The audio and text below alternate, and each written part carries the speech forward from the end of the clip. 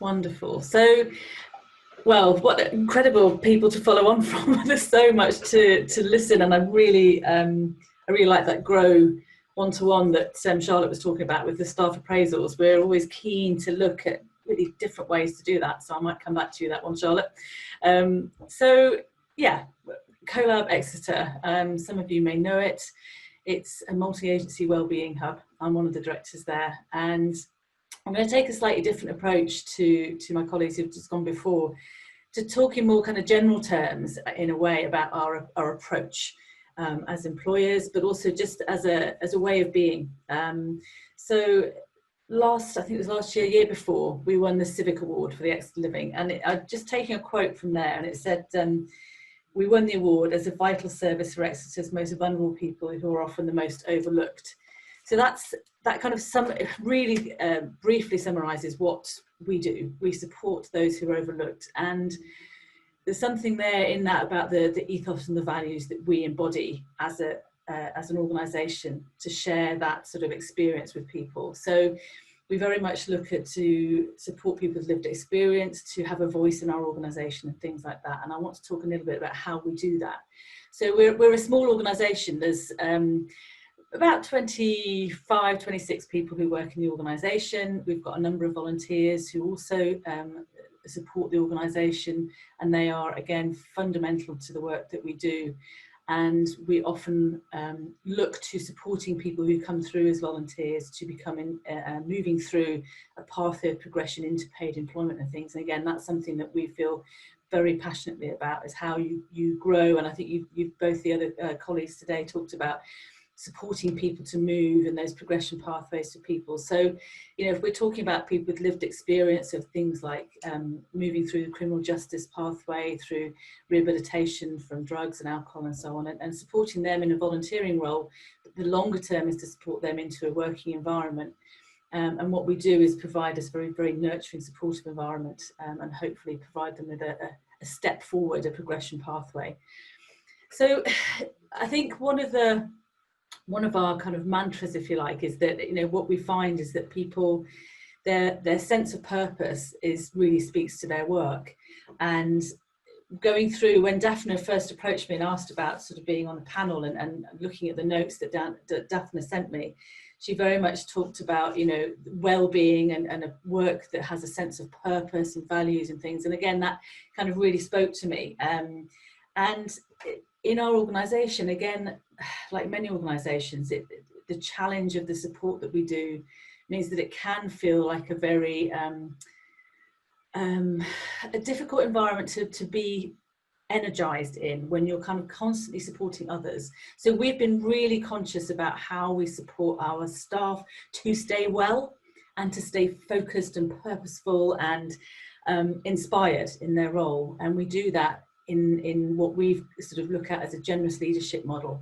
So we have 3 senior leadership team, but we would not consider ourselves to be in a hierarchical situation, and I'll explain a little bit more about what we move towards. We are very much about leadership, and leadership in many senses. So leadership is about giving of yourself and supporting people. So our model is that general leadership and generous leadership.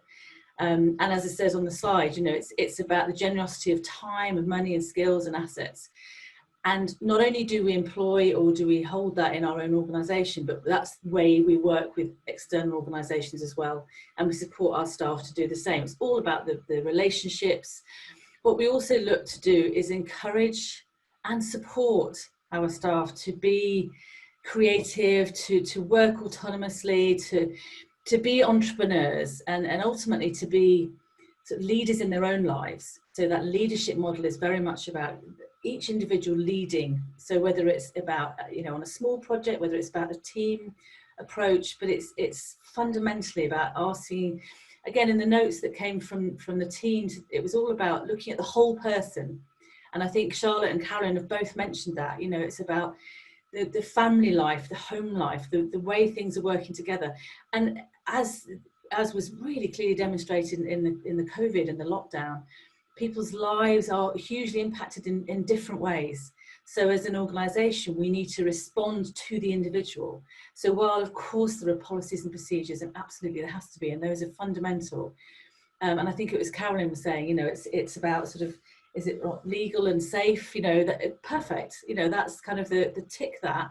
Then beyond that, does it work for the individual? How do we support them in their individual circumstances and the flexibility that we need? So whether it's working from home, but supporting people to do that. And it's working in different ways with each individual. So rather than have a blanket approach, we look to the individual in the conversations, which again goes back to where I really like the idea about Charlotte's the one-to-one and the grow as a way of supporting people. What we also look to do is how we encourage people to amplify the voices of others.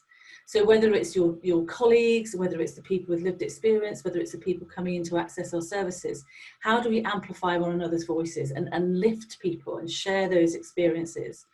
And that's fundamental, and that's about the relationships and how we nurture that. What we're also very, very passionate about, and this is not only in our work, but in our projects and in the way that we work with the wider community, is about the co-design and co-production. And it is, you know, there's lots of jargon and lots of words out there that we use frequently, aren't there? But fundamentally, if we enable people to feel that they're participating in the future and the direction of the organisation, they will better feel, like you were sharing, I think Charlotte was sharing there, the sums and the finances. If people feel engaged, they will want to kind of participate differently, and they'll bring, as you say, their whole self to that. And it's interesting to question what the whole self means as well. What would we mean by that? And that's something I kind of put out to the group today. What do we mean by bringing our whole self? I'm really curious to hear from everybody what we think about that, and I'll just kind of put that out there. But we talk about family. We talk about it being a family at work, and again, I'm kind of curious to know what that means.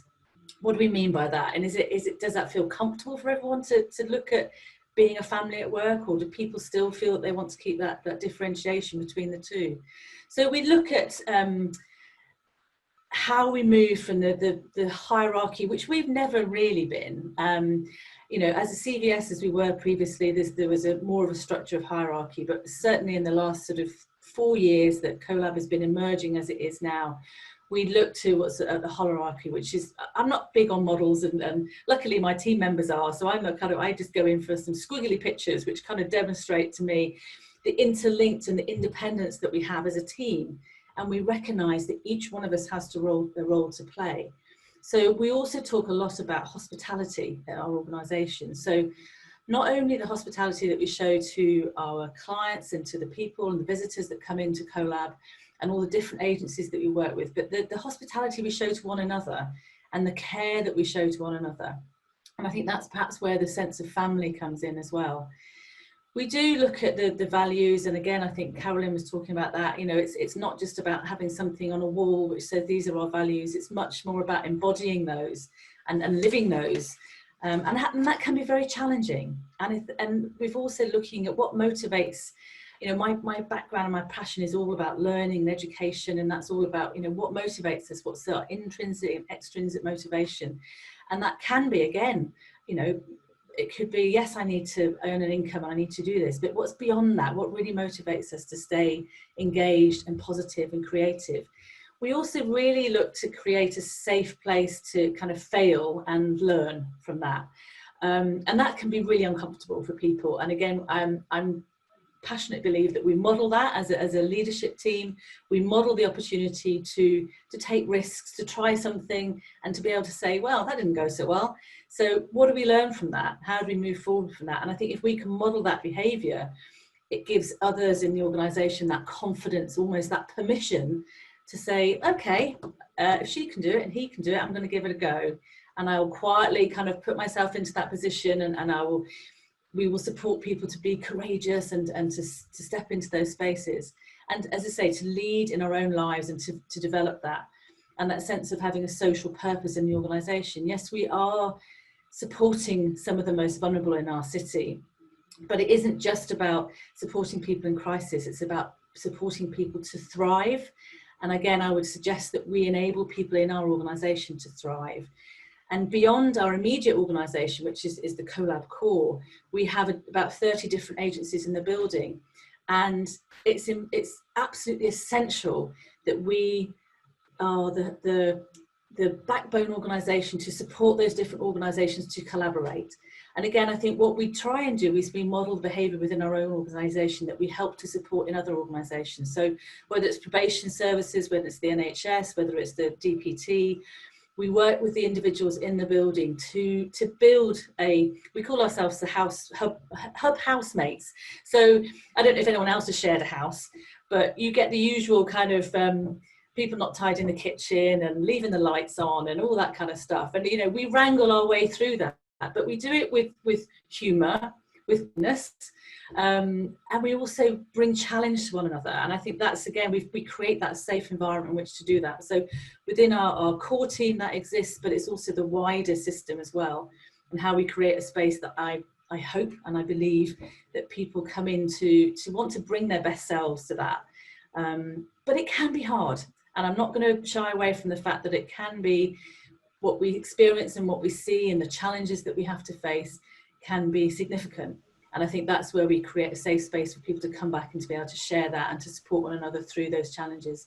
As we all go through different peaks and troughs of energy, we look to one another to support each other. As one might dip down in energy, someone else will bring them up in energy. And we really notice that. And my colleagues and I often talk about tending the garden of CoLab. And it's about how we enable that garden to flourish. And if you take your eye off something over here for a minute, all the weeds grow and it gets all kind of overgrown. So how do we keep an eye and support people and again, test little things to grow and not maybe so successful over there, but we nourish and we monitor and we garden. So I love the idea about Charlotte was saying about the grow and as a family. But I think we do that in the wider sense as well, and how we look after our community. And of course, that then feeds out into modelling the behaviour for the visitors and the people that we're supporting, that we are human beings too, and we bring our whole selves to the organisation. So I'm hoping that I've put a couple of things out there that you can answer some of my questions, because, you know, we've got ideas, but we've also got lots of questions to want to hear from you and to really share your experiences as well. So thank you for this opportunity to talk to you, but also for the opportunity to listen as well, which is a big part of what we do.